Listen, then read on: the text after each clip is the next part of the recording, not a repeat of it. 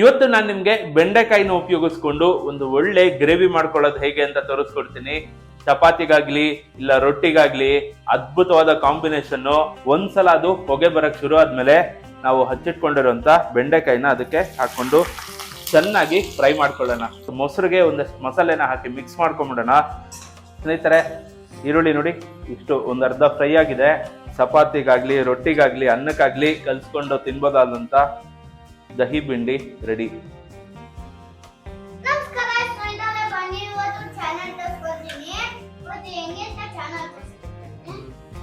Sir, ಏನ್ ಮಾಡ್ತಿದ್ದೀರಾ sir? ಏನ್ ಗ್ರೇವಿ ಅದು? ಸ್ನೇಹಿತರೆ ನಮಸ್ಕಾರ, ಅಡುಗೆ ಮಾಸ್ಟರ್ ಚಾನಲ್ಗೆ ನಿಮ್ಮೆಲ್ಲರಿಗೂ ಸ್ವಾಗತ. ನಾನು ನಿಮ್ಮ ಪ್ರೀತಿಯ ಶ್ರೀಕಾಂತ್. ಇವತ್ತು ನಾನು ನಿಮ್ಗೆ ಬೆಂಡೆಕಾಯಿನ ಉಪಯೋಗಿಸ್ಕೊಂಡು ಒಂದು ಒಳ್ಳೆ ಗ್ರೇವಿ ಮಾಡ್ಕೊಳ್ಳೋದು ಹೇಗೆ ಅಂತ ತೋರಿಸ್ಕೊಡ್ತೀನಿ. ಚಪಾತಿಗಾಗ್ಲಿ ಇಲ್ಲ ರೊಟ್ಟಿಗಾಗ್ಲಿ ಅದ್ಭುತವಾದ ಕಾಂಬಿನೇಷನ್. ಅನ್ನಕ್ಕೆ ಕೂಡ ಅದನ್ನ ಕಲಿಸ್ಕೊಂಡು ತಿನ್ಬೋದು, ಅಷ್ಟು ಅದ್ಭುತವಾಗಿರುತ್ತೆ. ತುಂಬಾ ಸಿಂಪಲ್ಲು, ಮನೆಯಲ್ಲಿ ಆರಾಮಾಗಿ ಮಾಡ್ಕೋಬಹುದು. ಅದನ್ನ ಹೇಗ್ ಮಾಡೋದು ನೋಡೋಣ ಬನ್ನಿ. ಮೊದಲು ಬೆಂಡೆಕಾಯಿ ಹೇಗೆ ಕಟ್ ಮಾಡೋದು ಅಂತ ತೋರಿಸ್ಕೊಡ್ತೀನಿ. ನಾನು 1/4 kg ಬೆಂಡೆಕಾಯಿ ತಗೊಂಡಿದ್ದೀನಿ. ಸೊ ಒಂದೊಂದು ಬೆಂಡೆಕಾಯಿನೂ ಕ್ಲೀನ್ ಆಗಿ ತೊಳೆದು ಈ ರೀತಿ ಕಟ್ ಮಾಡಿ ಇಟ್ಕೊಂಡಿದ್ದೀನಿ. ಮೊದಲು 2 ಸೈಡ್ ತುದಿ ಕಟ್ ಮಾಡಿ ಮಧ್ಯದಲ್ಲಿ ಸೀಳ್ಬೇಕದನ್ನ. ಸಪೋಸ್ ಏನಾದರೂ ಬೆಂಡೆಕಾಯಿ ಹಾಳಾಗಿದ್ರೆ ಓಪನ್ ಮಾಡಿ ನೋಡಿದ್ರೆ ಗೊತ್ತಾಗತ್ತೆ. ಸೊ ಏನು ಹಾಳಾಗಿಲ್ಲ ಅಂದ್ರೆ 1 ಇಂಚು ಉದ್ದಕ್ಕೆ ಅದನ್ನ ಕಟ್ ಮಾಡ್ಕೊಳ್ಳೋಣ. ನೋಡಿ, ಈ ರೀತಿ ಕಟ್ ಮಾಡ್ಕೊಂಡಿರೋಂಥದ್ದು. ನಾನು 1/4 kg ಬೆಂಡೆಕಾಯಿನ ನಾನು ಇವಾಗ ಹೇಗೆ ತೋರಿಸಿದೆ ಆ ರೀತಿ ಕಟ್ ಮಾಡಿ ಇಟ್ಕೊಂಡಿದ್ದೀನಿ. ಫಸ್ಟ್ ಇದನ್ನ ಬಾಣಲಿನಲ್ಲಿ ಫ್ರೈ ಮಾಡ್ಕೊಳ್ಳೋಣ. ಸ್ನೇಹಿತರೆ, ಬೆಂಡೆಕಾಯಿ ಫ್ರೈ ಮಾಡ್ಕೊಳ್ಳೋದಕ್ಕೆ ಒಂದು ಬಾಣಲೆ ತಗೊಂಡಿದ್ದೀನಿ. ದೇವ್ರನ್ನ ಸ್ಮರಿಸ್ಕೊಳ್ತಾ ಒಲೆ ಅಂಟಿಸ್ಕೊಳ್ತಾ ಇದ್ದೀನಿ. ಒಲೆ ಅಂಟಿಸಿದಾಗಿದೆ. ಈಗ ಮೊದಲಿಗೆ ಎಣ್ಣೆ ಹಾಕೊಳ್ಳೋಣ. ನಾನಿಲ್ಲಿ ಸತ್ವ ಫುಡ್ಸ್ ಅಂಡ್ ಬೆವರೇಜಸ್ ಅವರ ಕೋಲ್ಡ್ ಪ್ರೆಸ್ ಗ್ರೌಂಡ್ನಟ್ ಆಯಿಲ್ ಹಾಕೋತಾ ಇದ್ದೀನಿ. ಒಂದು 2 ಚಮಚ ಆಗೋಷ್ಟು ಎಣ್ಣೆ ಹಾಕೊಳ್ಳೋಣ. ಎಣ್ಣೆ ಹಾಕಿದ್ಮೇಲೆ ಎಣ್ಣೆ ಚೆನ್ನಾಗಿ ಕಾಯಬೇಕು. ಅದರಲ್ಲಿ ಸ್ವಲ್ಪ ಹೊಗೆ ಬರುವಷ್ಟು ಎಣ್ಣೆ ಕಾಯಿಸ್ಕೋಬೇಕು. ಒಂದ್ಸಲ ಅದು ಹೊಗೆ ಬರಕ್ ಶುರು ಆದ್ಮೇಲೆ ನಾವು ಹಚ್ಚಿಟ್ಕೊಂಡಿರುವಂತ ಬೆಂಡೆಕಾಯಿನ ಅದಕ್ಕೆ ಹಾಕೊಂಡು ಚೆನ್ನಾಗಿ ಫ್ರೈ ಮಾಡ್ಕೊಳ್ಳೋಣ. ಅದರಲ್ಲಿ ಆ ಲೋಳೆ ರಸ ಇರುತ್ತಲ್ಲ, ಅದು ಪೂರ್ತಿ ಹೋಗ್ಬೇಕು. ಅದರಲ್ಲಿರುವಂತ ಲೋಳೆ ರಸ ಪೂರ್ತಿ ಹೋಗಿ ಅದು ಸ್ವಲ್ಪ ಕಂದು ಬಣ್ಣಕ್ಕೆ ಟರ್ನ್ ಆಗುತ್ತೆ. ಸೊ ಅಲ್ಲಿವರೆಗೂ ಫ್ರೈ ಮಾಡ್ಕೋಬೇಕು. ಅಷ್ಟು ಫ್ರೈ ಆಗೋದಕ್ಕೆ ಒಂದು 8 ರಿಂದ 10 ನಿಮಿಷ ಆದ್ರೂ ಬೇಕಾಗುತ್ತೆ. ಎಣ್ಣೆನಲ್ಲಿ ಬಾಡಿಸ್ಕೊತಿದೀವಲ್ಲ, ಇದರಲ್ಲೇ ಒಂದು 90 to 95% ಬೆಂದ್ಬಿಡ್ಬೇಕು ಬೆಂಡೆಕಾಯಿ.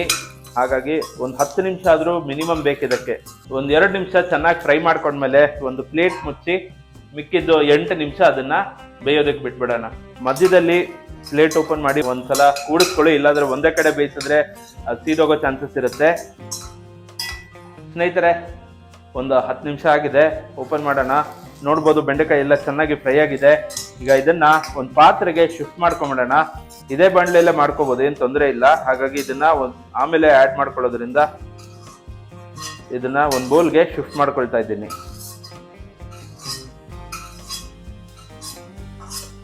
ಸ್ನೇಹಿತರೆ, ಬೆಂಡೆಕಾಯಿ ಫ್ರೈ ಮಾಡಿದಾಗಿದೆ. ನಾವು ಮಾಡ್ತಿರೋದು ದಹಿ ಬಿಂಡಿ. ದಹಿ ಅಂದ್ರೆ ಮೊಸರು. ಮೊಸರಿಗೆ ಒಂದಷ್ಟು ಮಸಾಲೆನ ಹಾಕಿ ಮಿಕ್ಸ್ ಮಾಡ್ಕೊಂಬಿಡೋಣ.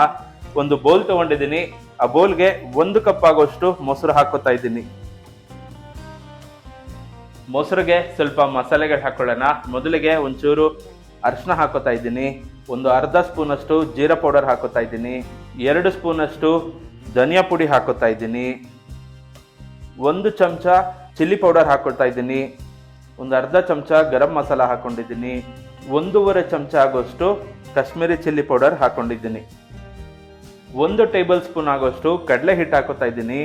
ಕಡಲೆ ಹಿಟ್ಟು ಹಾಕೋದ್ರಿಂದ ನೀರು ಸಪರೇಟ್ ಆಗೋಕೆ ಬಿಡೋದಿಲ್ಲ, ಜೊತೆಗೆ ಬೈಂಡಿಂಗ್ ಚೆನ್ನಾಗಿ ಬಂದು ಕನ್ಸಿಸ್ಟೆನ್ಸಿ ಚೆನ್ನಾಗಿರುತ್ತೆ. ಹಾಗಾಗಿ 1 ಸ್ಪೂನ್ ಅಷ್ಟು ಕಡಲೆ ಹಿಟ್ಟು ಹಾಕೊಂಡಿದ್ದೀನಿ. ಈಗ ಇದನ್ನ ಚೆನ್ನಾಗಿ ಮಿಕ್ಸ್ ಮಾಡ್ಕೊಳ್ಳೋಣ.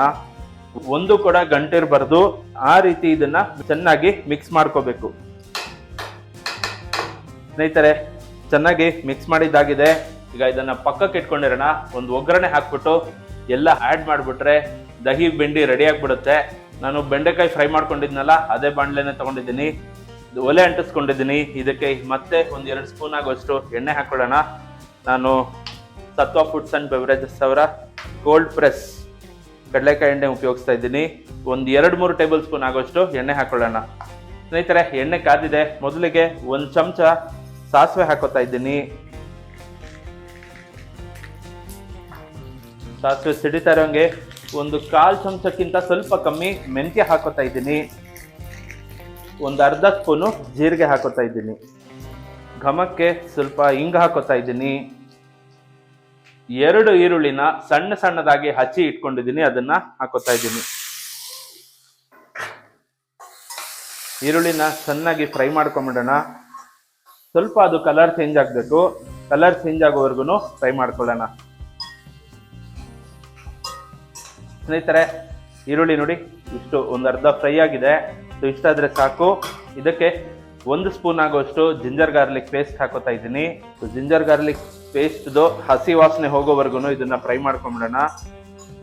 ಅಲ್ಲಿಗೆ ಈರುಳ್ಳಿ ಆ ಟೈಮ್ಗೆ ಪೂರ್ತಿ ಫ್ರೈ ಆಗಿರುತ್ತೆ. ಸ್ನೇಹಿತರೆ, ಈರುಳ್ಳಿ ಜಿಂಜರ್ ಗಾರ್ಲಿಕ್ ಪೇಸ್ಟ್ ಎಲ್ಲ ಚೆನ್ನಾಗಿ ಫ್ರೈ ಆಗಿದೆ. ಈಗ ಇದಕ್ಕೆ ನಾವು ರೆಡಿ ಮಾಡ್ಕೊಂಡಿದ್ವಲ್ಲ ಮೊಸರು, ಅದ್ರ ಮತ್ತೆ ಮಸಾಲ ಪುಡಿ ಎಲ್ಲ ಹಾಕಿ ಮಿಕ್ಸ್ ಮಾಡಿ ಇಟ್ಕೊಂಡಿದ್ವಲ್ಲ ಅದನ್ನ ಹಾಕೊಳ್ಳೋಣ. ಖಾರಕ್ಕೆ 3 ಮೆಣಸಿನ್ಕಾಯಿ ಇಟ್ಕೊಂಡಿದ್ದೀನಿ, ಅದನ್ನ ಹಾಕೋತಾ ಇದ್ದೀನಿ. ಚೆನ್ನಾಗಿ ಮಿಕ್ಸ್ ಮಾಡೋವರೆಗೂ 1-2 ನಿಮಿಷ ಇದನ್ನ ಲೋ ಫ್ಲೇಮಲ್ಲೇ ಇಟ್ಕೊಂಡಿರೋಣ. ಪೂರ್ತಿ ಇದು ಮಿಕ್ಸ್ ಆದ್ಮೇಲೆ ಹೈ ಫ್ಲೇಮಲ್ಲಿ 5 ನಿಮಿಷ ಇದನ್ನ ಬೇಯಿಸ್ಕೊಳ್ಳೋಣ. ಸ್ನೇಹಿತರೆ ನೋಡ್ಬೋದು ಎಲ್ಲ ಚೆನ್ನಾಗಿ ಮಿಕ್ಸ್ ಆಗಿದೆ. ಸೊ ಈಗ ಇದನ್ನ ಹೈ ಫ್ಲೇಮಲ್ಲಿ 5 ನಿಮಿಷ ಇದನ್ನ ಬೇಯಿಸ್ಕೊಳ್ಳೋಣ. ಬೇಯುವಾಗ ಮಧ್ಯದಲ್ಲಿ ಒಂದ್ಸಲ ಅದನ್ನ ಕೂಡಿಸ್ತಾ ಇರೋಣ, ಹಾಗೆ ಬಿಡೋದು ಬೇಡ. ಸೊ ಇದು ಈವನ್ ಆಗಿ ಫ್ರೈ ಆಗತ್ತೆ ಅವಾಗ. ಸ್ನೇಹಿತರೆ, 5 ನಿಮಿಷ ಇದನ್ನ ಚೆನ್ನಾಗಿ ಲೋ ಫ್ಲೇಮಲ್ಲಿ ಕುದಿಯೋದಕ್ಕೆ ಬಿಟ್ಟಿದ್ದೆ. ಸೊ ನೋಡ್ಬೋದು ಹಸಿ ವಾಸನೆ ಎಲ್ಲ ಹೋಗಿದೆ, ಮೊಸರದು ಅಂದು ತುಂಬ ಚೆನ್ನಾಗಿ ಹೊಂದ್ಕೊಂಡಿದೆ ಎಲ್ಲದನ್ನು. ಸೊ ಕನ್ಸಿಸ್ಟೆನ್ಸಿ ಅಡ್ಜಸ್ಟ್ ಮಾಡೋದಕ್ಕೆ 1/2 ಕಪ್ ಆಗೋಷ್ಟು ನೀರು ಹಾಕೋತಾ ಇದ್ದೀನಿ.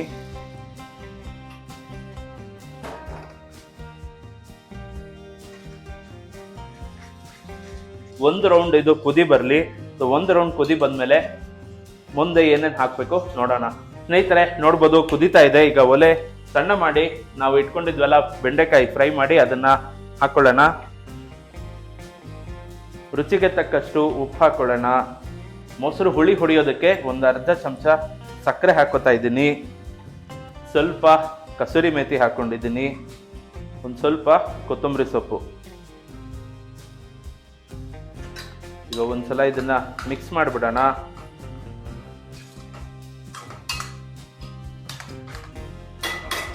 ಮಿಕ್ಸ್ ಆದ್ಮೇಲೆ ಒಲೆ ಆಫ್ ಮಾಡೋದಕ್ಕೆ ಮುಂಚೆ 1/2 ಹೋಳು ನಿಂಬೆ ರಸ ಹಾಕೋತಾ ಇದ್ದೀನಿ ನಾನು.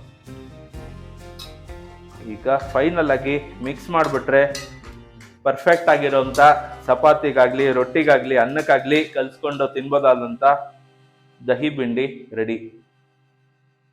ಸ್ನೇಹಿತರೆ ನೋಡಿದ್ರಲ್ಲ dahi bhindi recipe. I hope ಈ ವಿಡಿಯೋ ನಿಮ್ಗೆ ಇಷ್ಟ ಆಗಿದೆ ಅಂತ ಅನ್ಕೋತೀನಿ. ಬಹಳ ಸಿಂಪಲ್, ಮನೆಯಲ್ಲಿ ಒಂದು 10-15 ನಿಮಿಷದಲ್ಲಿ ಇದು ರೆಡಿ ಆಗ್ಬಿಡುತ್ತೆ. ಸೊ ಮನೇಲಿ ಒಂದ್ಸಲ ಟ್ರೈ ಮಾಡಿ. ವಿಡಿಯೋ ಇಷ್ಟ ಆಗಿದ್ರೆ ಲೈಕ್ ಮಾಡಿ, ಫ್ರೆಂಡ್ಸ್ ಅಂಡ್ ಫ್ಯಾಮಿಲಿ ಜೊತೆ ಶೇರ್ ಮಾಡಿ. ಮನೆಯಲ್ಲಿ ಟ್ರೈ ಮಾಡಿ ಹೇಗೆ ಬಂತು ಅಂತ ನನಗೆ ಕಮೆಂಟಲ್ಲಿ ತಿಳಿಸಿ. ಮುಂದಿನ ವಿಡಿಯೋದಲ್ಲಿ ಇನ್ನೊಂದು ಹೊಸ ರೆಸಿಪಿ ಜೊತೆ ನಿಮ್ಮ ಮುಂದೆ ಬರ್ತೀನಿ. ಅಲ್ಲಿವರೆಗೂ ನಮಸ್ಕಾರ.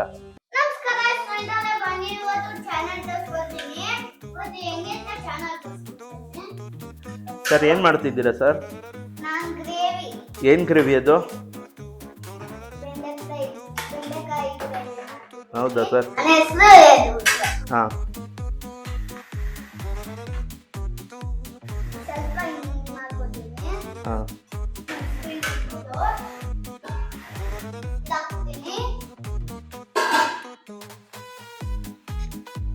ಇದ ಅಪ್ಪ ಮಾಡಿರೋದು ನೋಡಿ ಸರ್, ಒಂದ್ಸಲ ತಿನ್ ನೋಡಿ ಸರ್.